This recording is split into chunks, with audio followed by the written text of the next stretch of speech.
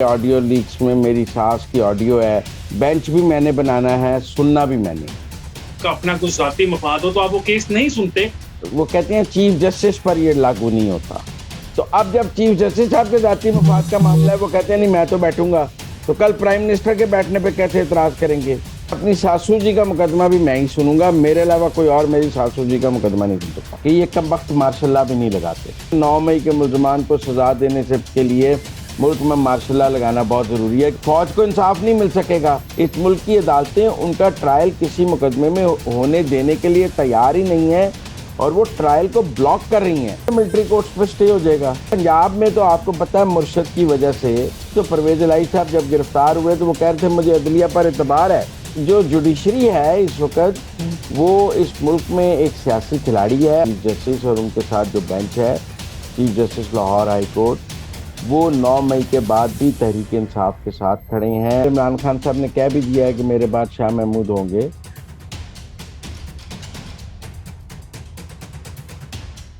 السلام علیکم and welcome to اندر کی بات۔ میں ہوں حسن افتخار اور میرے ساتھ ہیں مزمل سہروردی صاحب۔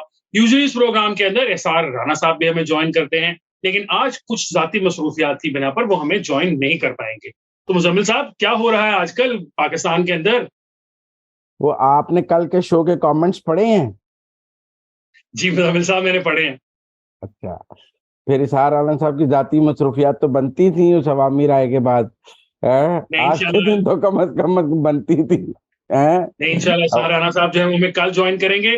سہروردی صاحب یہ آج جو آڈیو لیکس کمیشن کی ساری سماعت چلتی رہی 5 رکنی بینچ تھا، اس کا ذرا احوال بتائیے گا، یہ ہو کیا رہا ہے پاکستان کے اندر اس وقت؟ دیکھیں بڑا عجیب نقطہ چیف جسٹس پاکستان جو ہیں اس میں لے رہے ہیں۔ وہ یہ کہہ رہے ہیں کہ دیکھیں میں جب تک چیف جسٹس ہوں کوئی اور تو چیف جسٹس ہو نہیں سکتا، اس کے لیے تو میرا پاکستان سے باہر جانا بڑا ضروری ہے کہ کوئی ایکٹنگ چیف جسٹس بنے، اور جب تک میں ایک آئینی عہدے چیف جسٹس پر بیٹھا ہوں میرے اختیار کوئی اور استعمال نہیں کر سکتا۔ تو اگر کہیں میرا مفادات کا ٹکراؤ بھی ہوگا، اگر آپ یہ کہتے ہیں کہ آڈیو لیکس میں میری ساس کی آڈیو ہے لہذا میں نہیں سن سکتا، میں نہیں بینچ بنا سکتا، تو آئین میں ایسی کوئی پروویژن نہیں کہ میرے علاوہ کوئی یہ اختیار استعمال کر لے۔ لہذا ان کا آئینی پوائنٹ یہ ہے کہ میری ساس کی آڈیو ہو، میری آڈیو ہو، میرے مفادات کا ٹکراؤ ہو، بینچ بھی میں نے بنانا ہے، سننا بھی میں نے، کیونکہ آئین میں چیف جسٹس کا کوئی متبادل نہیں ہے، میرے انتظامی اختیارات کہیں شیئر نہیں ہو سکتے، لہذا جب بینچ میں نے بنانا ہے تو میں خود ہی اس میں بیٹھوں گا، اور جب میں خود ہی بیٹھوں گا تو میں خود ہی سنوں گا۔ تو اب یہ بڑا عجیب مزمل صاحب میرا ایک چھوٹا سا سوال یہ ہے کہ یہ جو بات ساری چیف جسٹس صاحب کر رہے ہیں، یہ مطلب اس کی دنیا بھر میں کہیں اگزامپل نہیں ملتی جہاں وہ آئین کی اگزامپل دے رہے ہیں کہ آئین نے مجھے اختیارات دیے ہیں۔ بھائی دنیا بھر کے اندر پرنسپل سیٹلڈ موجود ہے کہ اگر آپ کا اپنا کیس ہو یا آپ کا اپنا کچھ ذاتی مفاد ہو تو آپ وہ کیس نہیں سنتے۔ دنیا میں آلریڈی کئی 100 سال سے وہ کہتے ہیں کہ نہیں، وہ کہتے ہیں چیف جسٹس پر یہ لاگو نہیں ہوتا۔ وہ کہتے ہیں کہ عجیب بات ہے، یہ تو بہت عجیب بات نہیں مزمل صاحب یہ آپ کے خیال میں؟ نہیں، وہ کہتے ہیں کہ یہ عام جج پر تو لاگو ہو سکتا ہے لیکن چیف جسٹس پر یہ لاگو نہیں ہو سکتا، کیونکہ عام جج کا تو کوئی چیف جسٹس تو کوئی اور ہو ہی نہیں سکتا، ایک ہی ہوتا ہے پاکستان کا۔ تو اب جب اس کا کوئی متبادل نہیں ہے تو پھر اس کا مفادات کا ٹکراؤ ہو، اس کا ذاتی مفاد ہو، کچھ ہو، اسی نے سننا ہے۔ آپ اس کو نہیں کہہ سکتے میں نے ہی بینچ بنانا ہے، اس بینچ میں اگر میں خود کو ڈالوں گا تو میں نے ہی سننا ہے۔ تو اب یہ ایک نئی منطق ہے کہ وہ یہ کہہ رہے ہیں کہ اگر چیف جسٹس کل کو آپ یہ کہیں، میں اس کی ایک اور مثال دیتا ہوں، خیر چیف جسٹس پاکستان تو ملک سے باہر چلے جائیں، چھٹی چلے جائیں، بیمار ہو جائیں تو ایکٹنگ چیف جسٹس بن جاتا ہے، فوراً بن جاتا ہے، جو سینئر موسٹ جج ہوتا ہے وہ ایکٹنگ چیف جسٹس بن جاتا ہے۔ لیکن آپ یہ بتائیں کہ اگر وزیر اعظم ہو اور وہ ملک سے باہر چلا جائے تو کوئی قائم مقام وزیر اعظم بنتا ہے؟ نہیں بنتا۔ نہیں بالکل نہیں بنتا۔ وہ بیمار ہو جائے کوئی قائم مقام وزیر اعظم بنتا ہے؟ نہیں بنتا۔ وہ چھٹی پر بھی ہو تو وہ وزیر اعظم ہے، وہ باتھ روم میں بھی ہو تو وزیر اعظم ہے۔ کل کو وزیر اعظم یہ کہے کہ چونکہ میرا متبادل ہی نہیں ہے لہذا کسی معاملے میں میرے مفادات کا ٹکراؤ ہو، میرا ذاتی مفاد ہو، فیصلہ میں نہیں کرنا ہے، تو یہ عدلیہ مان لے گی؟ بالکل نہیں مانے گی. یہ کہے گی کہ پرائم منسٹر آپ کا کانفلکٹ آف انٹرسٹ تھا, آپ کو نہیں بیٹھنا چاہیے تھا اس کیبنٹ کے اجلاس میں, آپ اٹھ کے چلے جاتے. یہی کہیں گے نا کہ پرائم منسٹر آپ کو کیبنٹ کے اس اجلاس میں نہیں بیٹھنا چاہیے تھا, کوئی سینئر موسٹ جو وزیر ہے اس کیبنٹ کے اجلاس کو چیئر کرتا, اور آپ کو اس میں نہیں بیٹھنا چاہیے تھا کیونکہ آپ کا ذاتی مفاد کا معاملہ تھا. تو اب جب چیف جسٹس صاحب کے ذاتی مفاد کا معاملہ ہے, وہ کہتے ہیں نہیں میں تو بیٹھوں گا, تو کل پرائم منسٹر کے بیٹھنے پہ کیسے اعتراض کریں گے؟ کل کوئی وزیر اپنے محکمے کی وزارت کا کوئی فیصلہ کر رہا ہوگا اور اس میں ذاتی مفاد ہوگا, تو اب وہ کہے گا میں وزیر ہوں, میرا تو کوئی متبادل ہی نہیں ہے, تو میں ہی فیصلہ کروں گا. آپ بات سمجھ رہے ہیں؟ تھانے کا ایس ایچ او کہے گا میرا ذاتی. یہ تو بڑی عجیب سی گفتگو ہے نا, مطلب یہ جو سارا یہ تو اصل بات یہی ہے نا کہ وہ چیف صاحب کہہ رہے ہیں چونکہ میرے پاس اختیار ہے تو میری جو مرضی ہے میں کروں, میں آئی will make law as I گو لاؤ. وہ کہتے ہیں میں ہی اپنا مقدمہ میں ہی سنوں گا, اور اپنی ساسو جی کا مقدمہ بھی میں ہی سنوں گا, میرے علاوہ کوئی اور میری ساسو جی کا مقدمہ نہیں سن سکتا. پھر دوسری ایک اور بات میں حسن صاحب آپ سے کرنا چاہتا ہوں. حسن صاحب وہ یہ کہہ رہے ہیں کہ پہلے یہ بات بابر ستار صاحب نے بھی اسلام آباد ہائی کورٹ میں جب نجم ثاقب صاحب کو اسٹے دیا کہ جی پہلے یہ طے ہونا چاہیے کہ آڈیو ریکارڈ کون کرتا ہے, لیک کس نے کی ہیں, پھر ان آڈیوز کی تحقیقات ہوں گی. آپ یہ بتائیں کہ سڑک پر ایک قتل ہوا, کسی نے اس کی ویڈیو ریکارڈ کر لی. اب جب قاتل پکڑا جائے وہ یہ کہے کہ جی جس نے میری ویڈیو ریکارڈ کی ہے نا اس نے غیر قانونی اور غیر آئینی طریقے سے میری ویڈیو ریکارڈ کی ہے, اس کو یہ ویڈیو ریکارڈ کرنے کا آئینی قانونی حق نہیں تھا, لہذا میرے قتل کی تفتیش تو بعد میں کریں, پہلے اس کو سزا دے دیں. مطلب میں یہ مانتا ہوں کہ آڈیو ریکارڈ کرنا غلط ہے, لیکن اگر کسی جرم کا سامنے آیا ہے, مطلب اگر ٹکٹیں بیچنے کا جرم سامنے آ گیا ہے, اگر بینچ فکسنگ کا جرم سامنے آ گیا ہے, اگر کیس مینجمنٹ کا جرم سامنے آ گیا ہے, تو عدلیہ یہ کہہ رہی ہے کہ ہمارے ان جرائم کی تحقیقات نہ کی جائیں, پہلے یہ بتائیں کہ ہمارے ان جرائم کی جو ہے نا آڈیو کس نے ریکارڈ کی ہے, کس کو یہ جرت ہوئی ہے کہ وہ ہمارے یہ جرائم باہر لے کر آئے اور ان کے ثبوت عوام کے سامنے پیش کرے. آج سپریم کورٹ کا 5 رکنی بینچ انڈی بیل کے بارے میں پوچھتا رہا ہے کہ یہ انڈی بیل اکاؤنٹ کہاں ہے جہاں سے ہیکر جو لیتا ہے, وہ یہ بتانے کو تیار نہیں تھے کہ میری ساسو جی کیا کہہ رہی ہیں, اور منیب اختر صاحب اور ساسو جی کے درمیان ایموجی کیوں ایکسچینج ہو رہے تھے, یا جو عابد زبیری صاحب کی اور وہ گفتگو کیا ہے مظاہر, وہ اس گفتگو کی بجائے وہ کہتے ہیں نہیں جس نے ریکارڈ کیا پہلے اسے سزا دے دیں, ہمارے جرائم پہ بات نہ کریں, اس کی تحقیقات نہیں ہو سکتی.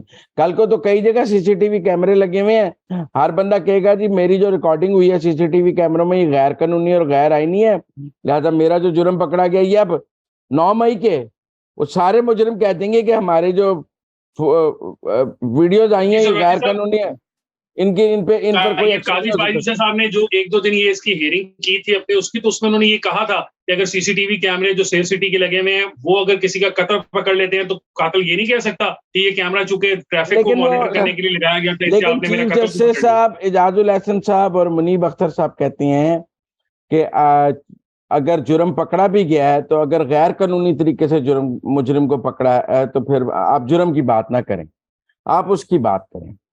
تو یہ ایک نئی منطق آج سپریم کورٹ میں سامنے آئی, میں نے کہا اپنے ناظرین کو بتاتے ہیں کہ ہمارے ہاں جی صاحب بہت شکریہ, آپ نے منطق عوام تک پہنچائی. اسی منطق سے ملی جلی جو منطق ہے وہ جو اس وقت سیاسی رہنما ہے پاکستان تحریک انصاف کے, ان کے کیسز بھی تعلق اٹھا کے باہر پھینکی جا رہی ہے. یاسمین راشد صاحبہ کا کیس اتنا کلیئر ہے, پولیس نے ایویڈینس, فورینزک, ویڈیوز, کالیں, موبائل کا ڈیٹا سب کچھ پریزنٹ کیا عدالت کے اندر اور انہوں نے ان کو بری کر دیا. یہ کیا ہو کیا رہا سارا کچھ؟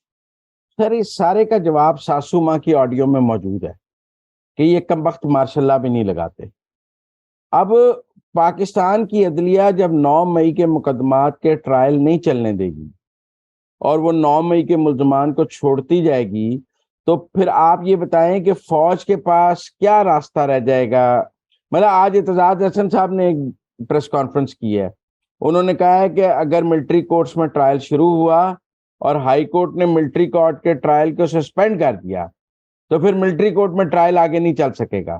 مثلا وہ یہ اشارہ دے رہے تھے کہ جن ملزمان کے ٹرائل آپ ملٹری کورٹ میں لے بھی گئے ہیں ان کے ورثہ ہائی کورٹ سے سٹے حاصل کر لیں گے, اس کے بعد ٹرائل ملٹری کورٹ میں بھی نہیں ہو سکے گا. اب نہ ملٹری کورٹ میں ہو سکے گا نہ سول کورٹ میں ہو سکے گا. ان کا مطلب ہے کہ 9 مئی کے جو ملزمان ہیں ان کا ہم نہ سول کورٹ میں ٹرائل ہونے دیں گے نہ ملٹری کورٹ میں ہونے دیں گے. آپ بتائیں پھر ساسو ماں ٹھیک کہہ رہی تھی نا کہ یہ کم وقت مارشل لا نہیں لگاتے.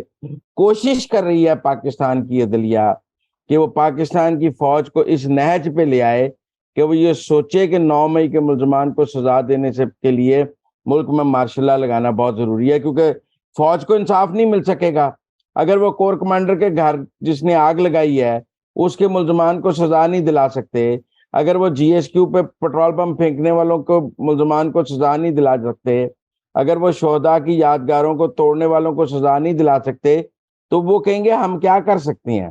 دیکھیں جرم جب انصاف نہیں ملتا تو جرم پیدا ہوتا ہے. مثلا جب لوگ عدالتوں سے انصاف حاصل کرنے میں ناکام ہو جاتے ہیں تو وہ سڑکوں پر انصاف حاصل کرتے ہیں. ہر جرم کے پیچھے کہیں نہ کہیں ناانصافی موجود ہوتی ہے کہ آپ عدالت سے انصاف نہیں حاصل کر سکے, آپ نے بار خود ہاتھی انصاف نہیں لینا. یہ پاکستان کی فوج کو بھی مجبور کر رہے ہیں پاکستان کی عدلیہ کہ وہ از خود انصاف لینے نکل پڑے اور قانونی راستہ نہ اختیار کرے. مجھے تو سمجھ نہیں آ رہی, مثلا یاسمین راشد کا کور کمانڈر کے گھر کے باہر موجود ہونے میں کوئی بعید ہے, کوئی کسی کو شک ہے؟ آپ بتائیں. اور بالکل نہیں, ان کی ویڈیوز ہیں, ان کے فورنزکلی ٹیسٹ کی گئی ویڈیو ہے کہ یہ اوریجنل ویڈیو ہے. دنیا بھر میں ملزمان کو ٹرائل کے بعد بری کیا جاتا ہے.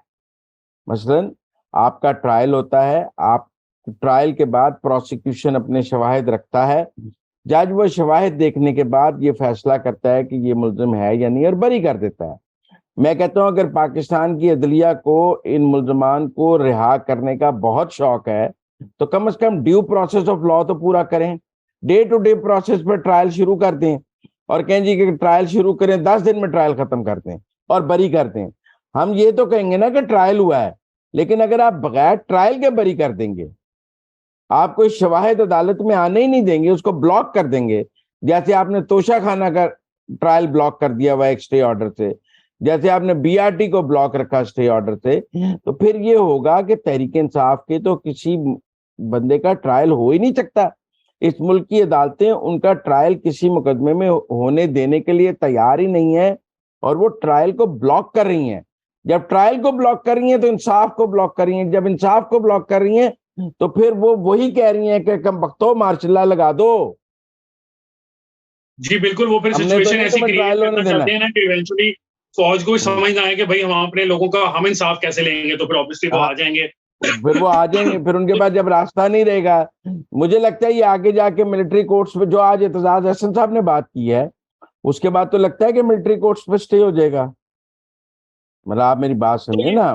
مزمل صاحب یہ دیکھیں نا, اب آئین پاکستان کے اندر بڑی کلیئر چیزیں لکھی ہوئی ہیں. آئین پاکستان میں لکھا ہوا ہے کہ جب فوج کو سول حکومت کی مدد کے لیے 256 کے تحت بلا لیا جاتا ہے, 254 کے تحت سوری, آئین پاکستان کے اندر آرٹیکل کے تحت, تو عدالتوں کا دائرہ اختیار ہائی کورٹس کا ختم ہو جاتا ہے. دائرہ اختیار یعنی کہ وہ یہ جو ضمانتیں ہول سیل میں دینا شروع کی ہوئی ہیں لاہور ہائی کورٹ نے اور اسلام آباد ہائی کورٹ نے اس طرح دیگر نے, یہ تو وہ دے ہی نہیں سکتی ہیں. 199 کے تحت ریلیف مل ہی نہیں سکتا, آئین پاکستان میں لکھا ہوا ہے. تو یہ تو کھلم کھلا آئین پاکستان کی بھی خلاف ورزی کر رہی ہیں. یہ تو لکھا ہوا ہے کہ تفتیش کو نہیں روکا جائے گا, تو ہمارے ہاں کیا تفتیش نہیں روکی جا رہی؟ بالکل لکھا ہوا ہے تفتیش نہیں رکے گی, کوئی ریلیف نہیں ملے گا, کسی کو ضمانت نہیں ملے گی. تو تفتیش روکی جا رہی ہے نا. اب دیکھیں ہمارا نظام انصاف یکساں نظام انصاف کی بنیاد پر قائم ہے. اس میں مقبول کو غیر مقبول پر, گورے کو کالے پر, امیر کو غریب پر, حسن کو مزمل پر کوئی ترجیح حاصل نہیں ہے. لیکن اب سوال یہ ہے کہ جب مسلم لیگ نون اور پیپلز پارٹی کے مقدمے تھے تو تب عدلیہ کا کیا رویہ ہے, اور جب پی ٹی آئی کے مقدمے ہیں تو تب کیا رویہ ہے. اگر تو ایک جیسا رویہ ہے تو ملک میں یکساں نظام انصاف ہے, اور اگر ایک جیسا رویہ نہیں ہے تو پھر ترازو کا ایک پلڑا کہیں جھکا ہوا ہے جس کو درست کرنے کی ضرورت ہے. ویسے بھی پنجاب میں تو آپ کو پتہ ہے مرشد کی وجہ سے, اور جو مرشد پاک ہیں پنجاب کے ان کی وجہ سے, اور چیف جسٹس کے جو داماد ہیں اس کی وجہ سے ہی تو پرویز الہی صاحب جب گرفتار ہوئے تو وہ کہہ رہے تھے مجھے عدلیہ پر اعتبار ہے, کیونکہ انہیں پتا تھا میرے سارے کیس ڈسچارج ہو جائیں گے, میری مرضی کے ججوں کو لگیں گے. تو اس لیے یہ جو جوڈیشری ہے اس وقت وہ اس ملک میں ایک سیاسی کھلاڑی ہے, اور وہ ایک سیاسی جماعت کے ساتھ 9 मई के बाद भी खड़ी है। आप ये कहने में कोई हर्ज नहीं है कि पाकिस्तान की अदलिया, चीफ जस्टिस और उनके साथ जो बेंच है, chief justice Lahore high court, वो 9 मई के बाद भी तहरीक इंसाफ के साथ खड़े हैं और इमरान खान के साथ खड़े हैं, और वो 9 मई के हर मुकदमे को रोकने की हर मुमकिन कोशिश कर रहे हैं। तो सुरवती साहब, ये अदालतें तो उनके साथ खड़ी हैं। शाह महमूद कुरैशी साहब जेल से बाहर आ गए हैं, आपको लगता है कि वो इमरान खान साहब के साथ खड़े रहेंगे, या आपको लगता है कि मुस्तकबिल में शायद वो पार्टी को हाईजैक कर लेंगे, या कुछ इस तरह का उनके जहन में कोई प्लान है नया?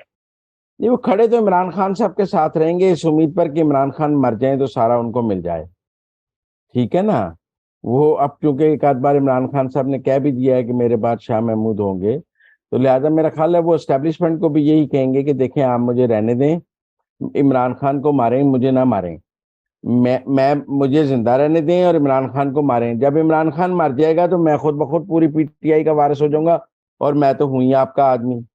मैंने तो नस्ल दर नस्ल आपकी गुलामी की है, मैंने आपको, मेरे वालिद साहब भी आपको सर्व करते थे, मार्शल्ला में गवर्नर थे, उनके वालिद साहब भी आपके साथ थे, मैंने भी सारी उम्र आपके साथ काम किया है। आपने कहा तो पीपल पार्टी छोड़ के तहरीक इंसाफ में आया, आपने जब जो कहा मैंने वो किया, तो अब भी आप मुझे मौका दें, मैं इमरान खान को मजीद तबाही की तरफ ले जाने में भी अपना किरदार अदा करूंगा, और जैसे ही जब आप इमरान खान को डिस्क्वालीफाई कर लेंगे, जेल भेज देंगे और मैं कमान में आ जाऊंगा, तो I will be your best servant. तो मेरा ख्याल है वो इमरान खान को थैंक यू जी, बहुत बहुत शुक्रिया मुजम्मिल साहब। नाज़रीन, आज के लिए इतना ही है, इंशाल्लाह आपसे मुलाकात होगी कल इंशाल्लाह इस्तार राना साहब भी हमारे साथ मौजूद होंगे। उम्मीद है कि आपको हमारा प्रोग्राम का नया फॉर्मेट पसंद आया होगा। हमें अपनी आरा से आगाह करते रहिएगा। अल्लाह हाफिज।